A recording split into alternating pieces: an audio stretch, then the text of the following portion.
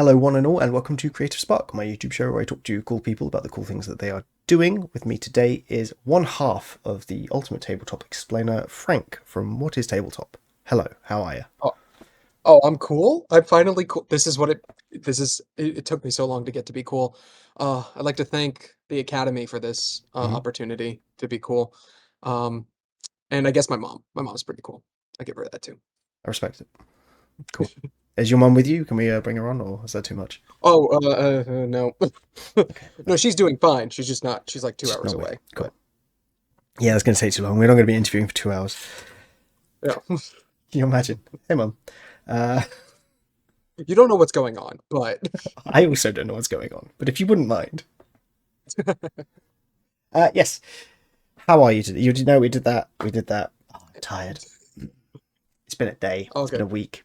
It's been a year, man. I, w- I was saying I was at Gen Con, so I completely understand. How was Gen Con? Let's start there. It was great. So my co-host actually got to go with us. That's part of the reason he's not able to make this interview is because he has to catch up on work. I'm Mhm. lucky enough that I don't have to do that. But it was really good. We got to hang out with a lot of fellow creatives. It was very weird. No one is the height you think they are. Like everyone's either too tall or too short. No one's the correct height. And no, it was cool. We got into a party we were not qualified to be at. Um, mind you, we didn't sneak in. It was fine, but we should not have been there. It was like, "Oh, hey, Matt Mercer just walked by. Oh, hey, there's Mark Humes. Oh, hey, there's that guy. Oh, okay. I'm just gonna be in this corner." Yeah, but it was cool. Overall, it was a fun time. All good industry parties should have you feeling like you should not be there. It's the same in the Right. games industry as well. I've met journalists who are like way higher up, and I'm like, oh, how have I ended up here? Words are hard now suddenly. Drink? Yeah, Here's a for drink. sure. Did you get to do much? Did you get to play much while you were at Gen Con at all? Yeah, so it was our first one, so was not aware of how many tickets you have to buy just to try out RPGs. But we got to play a few. We played one of our friends was is starting a Kickstarter soon, so we got to Mhm. play in that game. And then we got to play the Mistborn version of the Cosmere RPG. So Cool. that one hasn't come out yet. But that was cool to test that out. Yeah, it was ultimately like we got a few games in, but also it was just nice to like not have any rough you have to do this Yeah. by this time and just able to like explore the exhibit hall and go do this or that on whatever timetable we had. Mm. There's never enough time to do all the things that you want to do, and you either book yourself silly and Right. feel exhausted, or you don't book anything and then you sort of feel like you wasted it. And there's really no winning No, with conventions. no. But we did some good networking. So to me that was like the big reason we went was to network with other people, say Yeah. hi. There's a few like we went to the Modifius booth and I was just recording for some B-roll and one of the ladies comes up and is like, "Oh, hey, what are you recording for?" And I'm like, Mm. "Uh-oh, am I in trouble?" And turns out no, she's like, "Oh, I can give you review copies if you're interested." And I'm like, Yes, please, thank you." That's awesome. You're feeling a bit Yeah. more ingrained in the industry now, then. No. I don't think I ever will. Is there like is there a subscriber count in your head that you would get to where you're like, I'm a real boy? It's not a subscriber count. It's making enough money for me to quit my job and be able to do this. That would Mm. be that's the goal right now, is more that. And we're doing decent. I don't know what subscriber count that would be. I'm trying to do the rough math of like, okay, if we release this many videos this Mm. time a week and it's this many views. So, I don't know. I think that's the point where I'll be like, "Oh, this is serious." Like, "Oh my gosh, people are actually paying attention and I now have to do a lot more work Yeah. and now run a business." Is YouTube the aim in the long term? Yeah, I mean, at this point, I think so. So I'm 30, even though I look like I'm perpetually 24, Hmm. and I have been trying to figure out since I graduated college what the heck to do with my life, Hmm. which I think is a fair thing that everyone has to figure out. Hmm. And it wasn't until after college that started to get into like editing and making videos and stuff like that. So to be able to do that would be really cool. And then I've surprisingly been put in a lot of design spheres. Mm. So like I have a friend who designs board games and he's going to be starting a board gaming company soon to like publish and stuff like that. Then we're also developing a trading card game and then my co-host is like, "Well, I want to make an RPG." And I'm like, "Okay." So I'm surprisingly in a lot of these design spaces for Mm. tabletop stuff. And so if I can also kind of do a little bit of both, that'd be really cool. It's hard to thread the needle of threading is not the right term. It's hard to balance everything when you're trying to juggle 1,000 different things. Oh, But absolutely. I think it's also a very common thing to have to do these days. Careers are obviously not something that our Hmm. generation especially has. That's something our parents got to do. For most of Yep. us, it's a matter of plucking enough strings up and holding on to them and hoping for the best. So I Yeah, if you respect it. just throw enough darts, you'll get a bullseye eventually, right? Or like 3 all right scores. It's like, oh, okay, I got a 20. I think Yeah, that's good. that'll do. It's got 2 Yeah, digits. It's got to be good. I know how darts works. You get triple the points if you're on the inner one, double if you're on the middle one, or the outer one. Yep. I every time someone explains it to me, I start to remember, but I don't remember afterwards. Yeah, no, it's. That's how that works. I don't play a lot of darts, to be fair. Due to Mhm. I have kids. Like if I had darts lying around, that would Oh yeah. be the end. Would be a Watch this. terrible idea. Yeah, exactly. Oh yeah, for sure. It's bad enough having a bokken and a few other martial arts things lying around. Mhm. So, although the bokken's very useful for mostly my wooden training sword is used to get things from underneath the sofa because That's my fair. son insists on going, look, daddy, and then throwing his cars under the sofa. Yeah, I was did some martial arts stuff when I was younger, so I got like a bow staff that's too short for me now because Hmm. it's like 5 foot, and I'm like, oh, what are you doing there? I have some like foam nunchucks, some like Hmm. tonfas, stuff like that, where I'm like, this is just like a practice kid's weapon, but it could still hurt somebody. Yeah, So that is definitely a like put in the closet away from anyone being able to get yeah, it kind of a thing for sure. definitely. Hmm. How did you land on a name for your channel? Oh, it was the most complicated thing. So we got together. Because my co-host and I were actually writing partners because Hmm. he wants to write books, and Yep. I was like, I'm trying to figure out what the heck to do with my life. I'm like, maybe writing's the creative path I need to go. And by the third time we did, he's like, I want to start a podcast with you. And I like closed my laptop and I'm like, are you sure? And so we were meeting and trying to figure out like what we're going to talk about. This was around the time the OGL scandal happened, so I was like, maybe we don't talk about D&D, maybe we talk about anything else. Mm. And so we're trying to figure it out. And we're like, well, we want a name that's like good for SEO, right? But Yep. isn't is memorable, something we can work off of.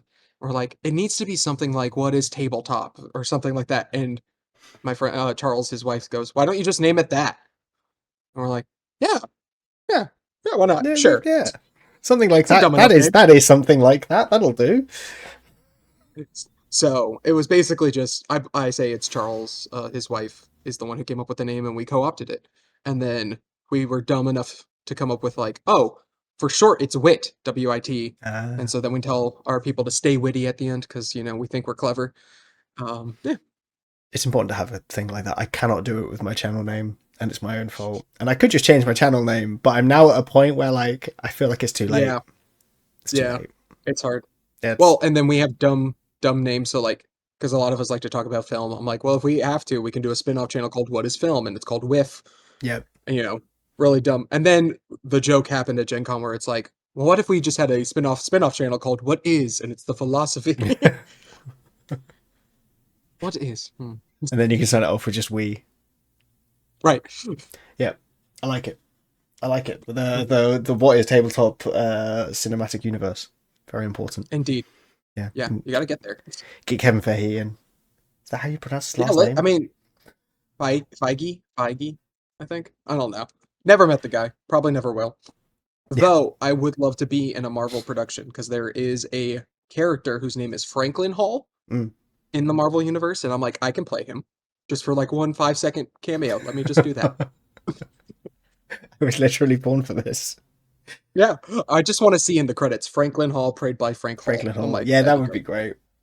That would be great. Yeah, I'm here for that. So you started the OGL was obviously a rough time for D&D everyone. Yeah. Uh, you started doing a lot of like explainers initially. Do you feel like that's still Hmm. what you're doing with the channel? Yeah. So originally, what I was hoping we would do would be like every month would be like two topics of whatever, and then a review of the system, and then us playing a one shot in the system. Right. And we tried that with fifth edition, and like the numbers did not work. And then I was like, okay, well let's see if we can find something else. Mm. And as we were just like basically throwing shots in the dark, eventually, like, and this is months down the line, we found that the videos that were doing really well were Mm. when we were like breaking down mechanics, Yeah. and we found that like, oh, a bunch of designers keep checking our channel. Like there was a Reddit where it was like, hey, I'm wanting to design an RPG. What YouTube channel should I look at? And someone was like, oh, what is tabletop? And we're like, oh, maybe that's something we should do. And so in a way we do explainers, but it's not like RPG, like this is what this game's about. Mm. It's more, are you interested in a social mechanic? Well, here's some games that do social mechanics well. And of course, naturally with how the way the industry works is that we keep getting new and new RPGs. So these aren't topics that we visit once and then never come back to. Yeah. Like we can, like even now I could probably do a sequel, even though it was earlier this year, to the social mechanics video, Yeah. because we've had a bunch of new games that just came out even in the last week Yeah. that now do it in such a different way that we can talk about it there. So I'd say it's explainer videos, but it's also me and Charles just being dumb. And like we always have to start with a bit, and those bits are for us, but everyone else seems to like them. So it's a lot of fun there. You've got to create stuff that you want to watch ultimately. Oh yeah. So yeah, I respect it. Also, it's a like golden age of TTRPGs at the moment with the Oh my gosh. Well, it again going to Gen Con, it was just like Daggerheart specifically is like doing exorbitantly well. And then mm. I'm like, Hasbro, what you doing? It's like, Yeah. Yeah, I was watching the Eldritch Lawcast earlier, mhm. and they were saying about, and also Mastering Dungeons, and they both said that the numbers for the number of characters made for Daggerheart is 500,000 on For Demiplane. one VTT. Yeah, Yeah, just just for for one Demiplane. virtual. Yeah, That's insane. that is a lot. That's a lot. They keep selling out. Like literally at Gen Con, there's people talking about how they had a line at their booth before the doors even opened because other exhibitors wanted to buy Daggerheart. Like That's wild. they're it's insane. They keep running out. They ran out of stock, had to have someone go grab more stock of like the limited edition stuff, Mm. and then they ran out of that too. I mean, it's interesting to see it doing as well as it is. And Yeah. again, this was mentioned on the shows I mentioned. I already stated that it's peculiar that the D&D books that the Critical Role lot Mhm. didn't have anywhere near this effect. Right. Like that's what's insane. It's I think because if you look at it, the pre-orders for Daggerheart, I think we're okay. Like nothing to sneeze about. I Mm. thought it was interesting that in an age where all these RPGs are coming out and everyone's making their own version of fifth edition, um, everyone was doing a Kickstarter, but Critical Role. Yes, Critical Role was the only people who were like, no, we have the money, we're gonna just fund it. we'll just do it. And it wasn't until the game came out that now suddenly they're not able to keep it on shelves and they're running out constantly. And Yeah. they're having to do another Kickstarter, ironically, for just class cards. So now you can Yeah. be, as a player, can grab that, which super smart move there. It's Yeah. fascinating. They're kind of crowdfunding the add-ons rather than the core game, Hmm. which is a good way of figuring out what add-ons people actually want as well Right. from like a business standpoint.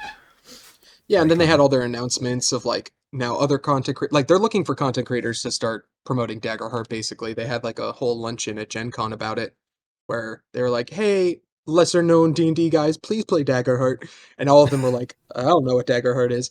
Um, we were not invited, unfortunately. But I actually did run into Rowan Hall at one point in the convention, and I went up to her. She's one of the designers, Mm. and I was like, "Loving Daggerheart, congratulations! Can you stop releasing so much playtest content? I can't keep up with you people." Like, It's it's been so much. non-stop. It's been Hmm. non-stop. Like I think D&D has had less stuff released in the same time frame, which is Yeah. wild. It's good. It's good. Mhm. It's in no way a complaint. I don't talk about other TTRPGs purely because I have kids and 3 jobs and a YouTube channel, and it's impossible to fit Yeah. in anything else on top of that. But it's super cool to see it Oh, doing trust so me, I get well. it. Yeah. Well, like for a while, our playgroup was willing to do like smaller chunks of running RPGs so Mm. we could have some under our belt. And then there came a point where they're like, we actually like the long form. content. Can we just keep doing that?" And we're like, "Okay." That's the trouble. But now, yeah. But now that we're developing our own RPG, Mm. we had to make a like, hey, once a month we play ours, we just for playtesting purposes. This is work now. We've taken the fun out of it. Sorry. I mean, Well, hopefully not. it was a whole thing to just convince my play group to be like, can our main game be Daggerheart? Because I was getting disgruntled with the new fifth edition because I think fifth edition when it came out was good, but now with all these new RPGs coming out, you can see that they're going in a much different direction. Mm. And fifth edition 2024 is so much just more polished fifth edition that it's like it feels like a 10-year-old game. Yeah. And the rules really like start to bog down a little bit. And so I was like, can we just try Daggerheart, please, guys? We can convert, we'll make it work. And I just complained enough that they eventually switched over to Daggerheart. And now like everyone loves it. Like they're like, actually, no, I'm having a great time. Our one of our guys is like surprisingly min-maxing Daggerheart. Like he's like, okay, so when I roll with hope, I get this thing, and when I roll with fear, I get this thing. And so then I can use these to do extra damage. And I'm like, Look, sure. man, you can't stop min max as somebody that writes a He's lot of not a video game min-maxer though. guides. That's the Oh, funny part. wow. He's not. He's the I always want to play a barbarian guy. That is what Right. he does. And then there's not a barbarian equivalent, so he played a warrior, and he's been doing great. Like he's been having a blast. Very But cool. like so has everybody. So Very, very cool. Have you tried Draw Steel? Are you going to try Draw Steel? so we have a video releasing this Friday. So I guess when this video comes out, the next day is when Tomorrow. it Yeah. releases. Yeah. That was a funny thing to me because I'm at Gen Con. I wake up at my Airbnb. I look at my email and it's like, Draw Steel is now released. And I'm like, Why? uh, why? While Guys. it's Right like, now? while I'm at Gen Con?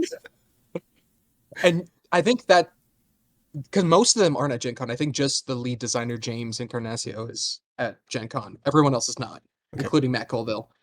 And they didn't really have a booth presence. I think there were some Chesic booths that Mm. you could buy some of their dice from, but it wasn't clear that if you bought some of their dice, you got their adventure for free Yeah, included in the that's dice. clever. It is. I just wish I had known that because I would have done that. Yeah. But I got a chance to look at it. It's super fascinating because we have Daggerheart that came out, Cosmere that came out, and Draw Steel. Yeah. And on the surface, all of them feel one way, but as you dig in a little bit deeper, they all go in vastly different directions. So like Daggerheart, you think is a narrative focused game, Mm. but as you peel it back, it's surprisingly combat heavy, like a lot of crunch involved in that. And I was like, oh, that's surprising. I wasn't expecting them to do that, but Yeah. yeah, it worked out. With Cosmere, it's almost the inverse. You expected it to be a very gamified thing, Yeah. and it is. It's taking a lot from 5th edition, but then adding in narrative elements in a surprising way that's almost like tricking players into being more narrative. Um, and so that's been cool. And then with Draw Steel, I was expecting it to be a lot more like gritty and like because it's tactical. It's a tactical Yeah. cinematic heroic fantasy game. But there's surprisingly like a lot of like lore that ties into the mechanics in a way that you wouldn't expect. Like some of their species are like really unique and weird. Like Mm. they have time raiders, which are just Githyanki, but specifically they travel through time. Very You cool. got like this Earth, they're called the Hakan, these Earth people that have doomsight where they see a vision of their death and can't die until that vision happens. Which That's is sick. such an yeah, it's and I'm like, that's so weird. Like, who would have expected Draw Steel to be the one with like the kooky, like, I'm not a monk, I'm a knoll, so I'm anti-magic. I stop all magic Yeah. within a certain radius of me. I think it's indicative of Matt Colville, I guess. I mean, he Mhm. it's important, I think, to not hold up specific people as being the Right, key element of these things, right? It's not an auteur thing. There's a team of designers here, but yeah, right, Matt Colville's videos have always been very heavily focused on the storytelling rather than the crunch of it. So I guess that right. bleeds into the system. Oh yeah, because it's and I think this is the spoilers for the video that I release tomorrow. The thing I think designers should take away from it the most is not a mechanic. It's actually the way they talk about their heritage.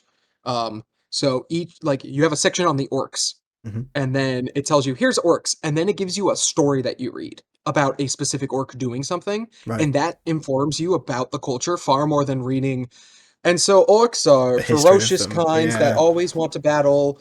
You know, reading a story where you're like, oh, that's what that looks like. it helps people to be like, okay, that's how I can role play it. It gives a good understanding of what they're like, Mm. and they do that for every one of the heritage races, whatever, I forget what they call it, but like they do that for each one of them, and I think that's what more people That's should very do is cool. have a little snippet to be like, oh, this is what they're like. No, that's sick. Very, very clever way of Hmm. doing it. Let's steer back to the channel because we talked about the. Oh yeah, It's sorry. very exciting to be a TTRPG It fan at is. the moment. Oh, absolutely. Uh, Even in the D&D space, we've got Cthulhu books coming into the game and stuff. So So weird, isn't it? it's wild. It's so It's weird. wild. And Paizo as well. Obviously, last week Yeah. yeah. Starfinder. It's a strange time. It's good. It's good. Mhm. Uh, was there a point at which your channel started to feel like it was more than just like a hobby? It was something you could try to make something of. Yeah, so we've had I mean obviously when we made money, but I would think oh it's really been since this year Mm, when I refocused on like, okay, what's actually like getting us attention, mm, and then we started to get more money out of that. The community we built has been really great where like people join our Discord and they're like, "You guys, your videos are great." And I'm like, "Oh, they are? Great. Cool." I don't know. Because as a creator, it's hard to like actually gauge your own work sometimes. yeah, Because you either go into the I always see the small imperfections part of it and can't think that it's proper, or you're yeah, like almost in like a weird imposter syndrome space of like there's no way it's that good. So yeah. it's hard to say sometimes. But we've had people reach out to us even in the early time. So the guys who do Indominate, they just launched a Kickstarter a few weeks ago, and Peter from Tales from Elsewhere, they both Hmm. reached out to us just kind of out on the whim, Yeah. like in the early days, to the point where Charles and I were like, "Who the heck are these guys?" It's like this is a little shady, but I mean, all right. That's very And cool. so the fact that like people were already reaching out to us being like, "Hey, we really want to like work with you." Mm, And then getting to work with them and then getting to meet Peter in person at Gen Con was really cool. And so like making those connections has been good, but it's mm, also seeing like, oh, we make connections with people who are making stuff and they're yeah. like actually doing it. Like they're doing the thing. They're And doing the so thing. Yeah, yeah, right. 100%. So to me, that's where I think our channel, it like that's where we got it from. Because like Mm, Peter started his YouTube channel like a few like months after we did, and he's yeah. taken off because he found his niche. He's been doing great. And so I'm like, but I was there with Peter before any of that happened. So yeah, that I think that's the moment when I started to think maybe we have something, and Mm, then this year has just been super great in regards to like how quickly our channel's been taking off. it's good. Definitely a good thing. Hmm. Yeah. Peter's lovely as well, which helps. Much easier to root for the people that are genuinely lovely rather than. Yes. I mean, to be fair, we're very lucky, I think, in the YouTube space where, certainly in our bubble, everyone's generally pretty lovely, Yeah. just on the whole, which is I nice. have yet to meet someone who is not. Yeah, same, which is good. Not saying they don't exist. I have yet to meet them. I'm certain they do. There Yeah. always are, but Hmm. hey. Do you have a specific plan as to how to build up your channel as you go? Ooh. Yes, I have so many plans that really right now the plan is get enough money for me to work on this full time, which luckily my job I have right now it is doesn't pay too much. Okay, So it's a low bar to clear. Like that's much a lower than most of these that's a good people, way of which is looking at it. nice. Mhm. It's a low bar to clear for sure. Um, and so I've done the math of like, okay, this is how much we need to make a month. We need to make that for 3 months before we pull the trigger on Mm, this, right? Make sure it's consistent, and then we need to buy an office space because we've been very fortunate that we're using Charles's spare bedroom. And then when we record our one shots, I have like some friends at a church that let me record here, and but like we have to go around everyone else's schedules, right? mm, So it'd be really nice to have an office. yeah, And then from there, we can start producing some actual plays because it's fun to like talk about design and talk about what makes these RPGs fun, but I also yeah, want to support them yeah, by releasing it. So like with Indominate and with Tales from Elsewhere, they had Kickstarters and I told them I'm like we're doing a one shot for you because like the best way to show people how a game like they should buy a game is yeah, by showing how it's run. And I'm the kind of person that I'm like I don't want to just have like iPhones, even though iPhone cameras are pretty decent. So like we have a whole setup, it's a Mm. whole thing. So to have our own space would make that easier, and then we Yeah. can start doing like series of actual plays rather than just one shots, where it could be like a limited series of like 6 to 8 episodes, and we release those every so often. Then eventually maybe do a more longer form campaign. Mm. I'm trying to gauge from the people who watch us via the YouTube polls and stuff like that. Like, what kind of RPGs do you like? Shows do you watch? Yeah. What does that look like? Because especially if we eventually want to release our own RPG, it'd be really bad if we never played it and showed off what it Yeah. looks like, you know? So I think that's the next goal is get a space of our own and then be able to start to do some of that stuff. Hmm. And hopefully that can start taking off. And then from there I have ideas for like GM advice, but literally being like, all right, here was this mini series. I'm gonna go episode by episode and tell Yeah. you what I was thinking in the moment, what I had to pivot, what rules I had to change, stuff like that. Because I know there's people who want to see that. Because there's a lot of GM advice. There's not a lot of like in the moment GM advice Yeah. too much. And so to be able to literally like almost like a DVD commentary being like, yeah, so when Charles decided to push this guy off a bridge, I was like, well, he's the main bad guy. It's pretty bad if he dies so soon. So I had to figure something out, you know. Being able to have that conversation of like, this is how far back I was planning certain things, Mm. or this is how soon I had to pivot, you know. Yeah. I think it's fun to do that stuff because it's also not a conversation you get to have very often because usually the people that you talk about TTRPGs with is the group that you play them with, Right. which means that you can't talk about all the cool stuff that you had planned that you had to change or whether or Right. not something was improv or not because it kind of spoils the immersion.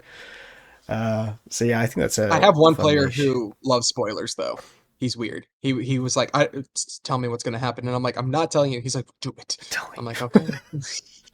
Okay. But yes, it is tough when it's like I've planned this thing out far in advance, but I can't tell you guys about it. But I'm scared Yep. that it might not ever get to that point. Yep. Yep. Yep. Mhm. My group has. I've said this multiple times on the channel. Like it's an apology. I'm not apologizing. If you're watching my channel, you've done this to yourself. Uh, it's too late. There's out of the 5 players in my group, 4 of us DM, which means we're constantly cycling between DMs, and it also means that all of us are kind of picking and choosing different bits of experience from each other, but also that we're all like, we've got the next 18 months or so of campaigns planned Yeah, in various different campaigns, and we're all just sat there just dying to talk about it and being completely unable to do so. It's a very yeah. strange curse. It's nice to have the one person you can go to and be like, you know nothing. Okay, so Honestly, that's the best thing about being in the discords and stuff with various other creators, just so I can be like, I need to talk about the things I've got planned. right, absolutely. And it's true of everyone. Like even Matt Mercer in the first Critical Role campaign found a guy, and he's like, okay, here's my plans. The guy's like, oh, No idea what you're talking about. Yeah, I run stuff by yeah, my wife occasionally. Just when I need a yeah, sounding board, it's like, does this make sense? And she's like, I don't know how it works. That's fair enough. That's fair enough. for sure. If you had to choose to focus more on design and more on the YouTube, which one would it be? Great question. Man, that's actually really tough because I love both. And it's really nice to be able to literally do both. Mm. Um, man, I don't know. I mean, assuming they're both gonna pay the same, right? Mm. Or like they both take care of Yeah, my needs, assuming it both. right? Yeah, yeah. Golly, I don't know. Oh man, that's like a Sophie's choice right there, actually. In the sense that like it's a tough choice, not in the sense of I'm giving up one of my children to die. Um, I don't know. I maybe YouTube because like that is more like where my background comes from as a storyteller is like Hmm. film and stuff like that. But I also completely understand like let's say it takes off in the YouTube sphere. There's a part of me that's like, well, I want other people to tell their stories, and so like I want to get to a point where we can have an actual play series, and I have Hmm. nothing to do with it, and so like that'd be cool. But like I also have so many ideas for actual plays. Like I have a really weird one where it's the setting is like it takes place over 3 time periods in a sense of like there's dawn, dusk, and I think I called it dark. Hmm. And so when that happens, the like environment and people change around you. So like when it's dawn, everything's happy and fun, and then dusk it starts to get a little more gloomy and like dark, and then the dark is literally nightmare fuel type stuff. And so what you do is it's like, oh, it's become dusk, and you swap out GMs, so it's a completely new GM, and it's the same players, and they're like, That'd be you cool. know, I think that could be a really fun idea, but I don't know what system that would be. Like that would have to be very well Yeah. developed in order to get to that point. I have a really dumb idea for an RPG that I'm like, or for actual play, and I have no idea who's going to watch it. It might become a spoiler later on. I don't care as long as my one player who I'm already thinking of doing this to doesn't hear it. The idea is I got we pitch it to the one player Mm. as like, oh, this is just going to be like an office drama, you know, mockumentary style thing, and everyone else knows, no, this is turning into a heist movie, and that guy doesn't know it. So you'll all get into the elevator with him. He'll be standing there. You will all pack your guns, start zipping up, ready to like take people hostage, and then you hand him a gun and you give him a choice: are you joining us or not? And that's it. That's the whole campaign, like hinged The on premise. does that one player actually make an interesting choice or not? It's potentially a very short actual play. Oh no, I would have ideas for how to make it work a lot longer either way because yeah, if they say no, well, hopefully, yeah, you'll figure something out. Yeah. But if they say yes, oh, and I know this player. I know which route he's gonna go. I He's gonna say yes. respect it. Do you worry that the actual play space is a little bit too hard to kind of make a living from? It depends. I think it depends on how many people in the actual play space who want to work on it full time. Mm. Like what is it? Tales of Avantris, or Hmm. Legends of Avantris, Yeah. just got to a point where they could hire everybody full time, and they're like the second most popular Mm. actual play after Critical Role. So, if from that perspective, it's very difficult. Like you have to be one of the best in Yeah. order to even get to a point where every single member can do that. But I also look at it as like I have some of my friends. I don't know if they would want to do this full time. Yeah. I think they like being able to play games, but they don't want to have the responsibility of then editing videos and Yeah. doing social media promotion and stuff like that. So, from that perspective, I think it's a little bit more substantial and easy to be like, we're going to pay one to two of us full time. Everyone Mm. else gets stipends for like being, Yeah. paid actors basically. And then you just need a space to film. I think that's a lot easier. And especially with just the route RPGs keep going, where everything keeps getting better and better. Hmm. I could see because this is the surprising part. You have a lot of YouTubers who are making their own actual, own RPGs.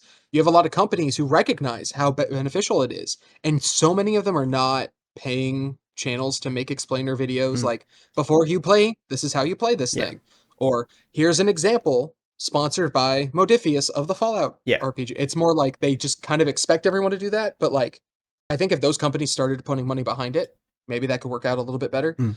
But you only really see that for like when a Kickstarter happens. You don't see that for like this series is sponsored by Yeah. Modifius, and we're playing Fallout. Go grab the Fallout game. Yeah. Like, you know, Yeah. Which is interesting because obviously the latest player's handbook for D&D said to go to YouTube to learn more about how to play, which was right? wild. And also they've had clips from a couple of big YouTubers. I think Colby and Ted from Nerd Immersion have both had clips used of their videos in official Wow. D&D marketing stuff, which is Yeah, I interesting. think I was saying because what's tough is if you don't license isn't the right word, but if you don't figure out a group you want to Mm. be the official, you're gonna have people who are like, I'm playing this RPG in a way that the designers maybe didn't intend for it to be played, right? Yeah. Like imagine playing Call of Cthulhu as a like suburban uh leave it to Beaver Yeah. kind of thing. It's like that's not how you play Call of Cthulhu. Um, but None you of can you are make it terrified. This is weird. right. It's like, what's the point of the sanity mechanic? I don't get it. Yeah. Um, so like I think you almost kind of want to have those people you can go to and be like, we know you get the game. Mm. So can you run it in a way that people will understand what the point of the game is? Because if you just let everyone do it on their own, you're going to eventually get people who are going to use it in ways you didn't expect, which could be good, but it could also not be the best marketing tool. Yeah. Yeah, especially I mean with indie RPGs I guess it happens less, but when you Hmm. have a system as all consuming as D&D, obviously everyone has their Yeah. own version of D&D that they play. picking and choosing which one of those you'd Yeah. want to highlight would be impossible. I don't know anyone who plays it specifically by the rules. I'm sure there are people. Yeah, I don't think so. And I've made the argument in a lot of videos. D&D is a generic fantasy game. Like it Yeah, has a setting, but it's really like it doesn't go too far in any direction to be like more for gamers or yeah, more for role players or more for simulation players or anything like that. But then you have these newer RPGs where Daggerheart's like, no, no, no, we're a narrative game. yeah, We're going towards narrative. If you don't want to be in a narrative game, don't play Daggerheart. yeah, Or draw steel, wear tactical. yeah, Like you're not going to roll to hit. I already know I have some players who do not like that. They like the possibility of failure. yeah, And so to know you automatically succeed on an attack, they don't like it. I love that. I think that's a really cool design space. And they actually have a system for automatic saves as well. okay, And let me tell you, that would streamline combat so much to be like, all right, yeah, the goblin hits you, and if your agility is less than one, you become restrained. yeah, It's like, oh, cool. That's yeah, very simple. yeah, yeah. No, for sure. It definitely Yeah. just But you like need you to say, streamlines it. but you just need to know like what kind of play group you have. And I think most D&D play groups don't actually know what they want. And Yes. which because if you're only ever playing D&D, that's what you think it is. And then you hear Draw Steel comes out or Daggerheart comes out, you might not know which one to go for. Mm, And I think that is kind of a very interesting space that you can have people go with because I think Draw Steel is more gamist, but it's not all the way to like Pathfinder levels of yeah, gamey. Um, but it's still like very tactical and definitely more about like you have very concrete information. yeah. How do you use that to your advantage? I think it's the same reason why everyone should DM and everyone should play because Mhm. it helps you understand as a DM what it's like to be a player, as a player what it's like to be a Yeah, DM, and then figure GM and figure out what it is that you want to do in that space. And it makes it much easier to figure out what kind of games you want to run and what kind of games you want to be in. Uh, right. and without experience, you don't know what you don't know, right? Same with anything in life. So, Yeah. I mean, I'm a forever GM, so I don't get to play a lot. And so when I do, I forget to like allow space for other people because mm, I'm so used to being the GM and always being on. yeah, So like allowing space for other people. So at the Gen Con, there were moments where I wanted to like interject and I'm like, no, no, no, no. And so instead what I would do is be like, hey, you haven't gone. So I'm interjecting, but in a way that helps the other person who's like, yeah, you haven't done anything. What do you want to? And so I'm basically being like a backseat GM in the pushing the sense of, spotlight. Yeah. yeah. And so I'm noticing that part of me where I'm like, okay, all right, let's see that. Let's like, hey, this person would like to do this. It's like, It's hard to let go, man. I get yeah, it it. is for sure. Uh, Wonderful. Is there anything at all that you would like to plug? Yeah, our YouTube channel, What is Tabletop, obviously. We have links to our Discord, so if you're a wannabe designer, that's a great spot to be. But we also just talk about whatever. And it is a lot of designers in there, though, let me tell you. So you'll get some very interesting feedback, which isn't the worst thing, I Hmm. don't think. Um, but yeah, I would say that's the biggest thing. Eventually, we might have a RPG. That's like years down the line. Not by tomorrow, then. No. I mean, we on our Patreon have a quick start guide for an RPG that I put together in about 1 day and a half. Nice. Maybe. So, I mean, yeah, maybe it's a fun Probably little not, but one-shot maybe. system. Yeah, no one's told me it's terrible yet, so be the first one to tell me it's terrible. Don't go out your way to do that. That's mean. Yeah, of course. Thank you so much for coming. It is appreciated. Thank you for having me. We've been trying to do this one for a couple of weeks, so but we got there. Yep, We got there in the end. That's the we got important there thing. for sure. Yeah, we're gonna wave at the camera, and then that's that. You ready? Bye. Bye. Hello.